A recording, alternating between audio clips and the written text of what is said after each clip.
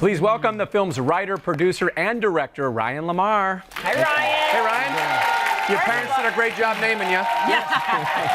Congratulations on the movie, because Richard Roper gave it a big spin last week. It's getting a lot of buzz, a lot of success. But I think what I find most interesting is you actually wrote this script in 2005? Yes. Me and my writing partners, John Nitter and Adam Key, wrote this in 2005, moved out to LA, and it took us over 13 years to get this thing done. Wow, it's got to feel like vindication for you just to have this thing see the light of day. I can sleep. Yeah, but I think what I think is most interesting is that you wrote it in 2005, but it's so relevant 13 years later, today in 2019. Yeah, that's the unfortunate thing. Yeah. You know, because a movie like this shouldn't still be relevant. Exactly. But it shows you how far we still need to go, you know, to get there. Right. What inspired you back then to write it?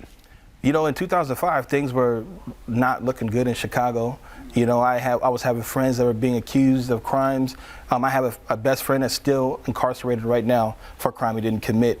That was in 1998. You know, so when you're growing up in the city of Chicago and you're seeing these type of things, but you're also seeing a lot of the positive stuff, because this film was made to uplift you when you leave the theater. This was to restore your faith, you know, to shine a positive light on Chicago. If you know, we need that in Chicago more than sure. You know? Right. So would you even say that you wrote it loosely based on your life, your own experiences? Yes, I was the kid that moved, you know, from the inner city and was blessed to be able to go to the suburbs. You know, I did get to experience both sides of the track, and I was able to experience this beautiful city and everything they had to offer.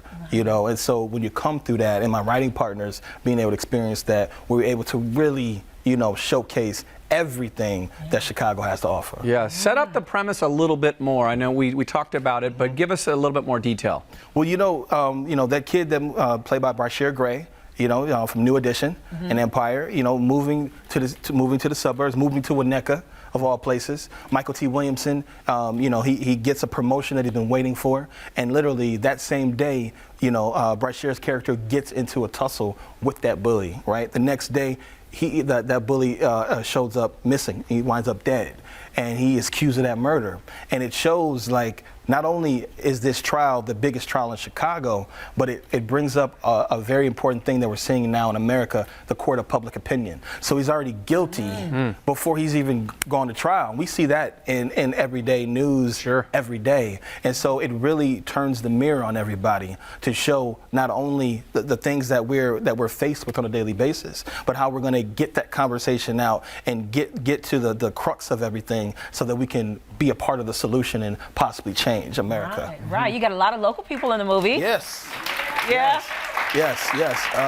You know, Kendra G. Yeah. That's right. We just had her here. She was talking about it. Yeah. Shout out to WGCI. Man Cow. You know, he did his thing. He did his thing.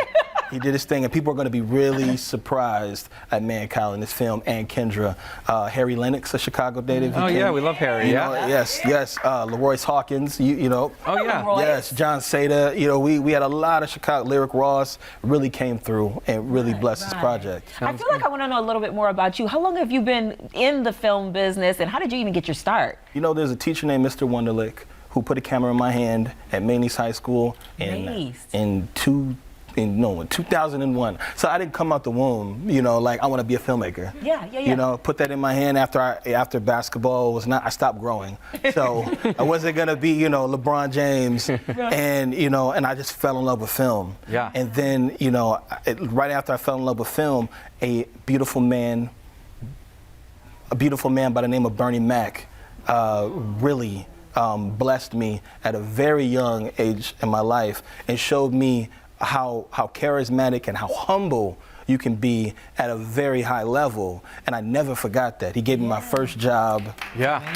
With Mr. 3000. Mr. 3000. Yeah. We love Bernie, man. Chicago legend. I love that man. Yeah. That man gave me my start in my career. Right. You know, I worked on a Bernie Mac show for 4 years. Like, got out to LA, so like he really took care of me when I got there. Well, Ryan, we're so proud of you, and thank you so much for being here. Make sure you guys go out. I haven't seen it yet, but I'm going this weekend to see Canal Street. It is in theaters now. Be sure to check it out and support a Chicagoan.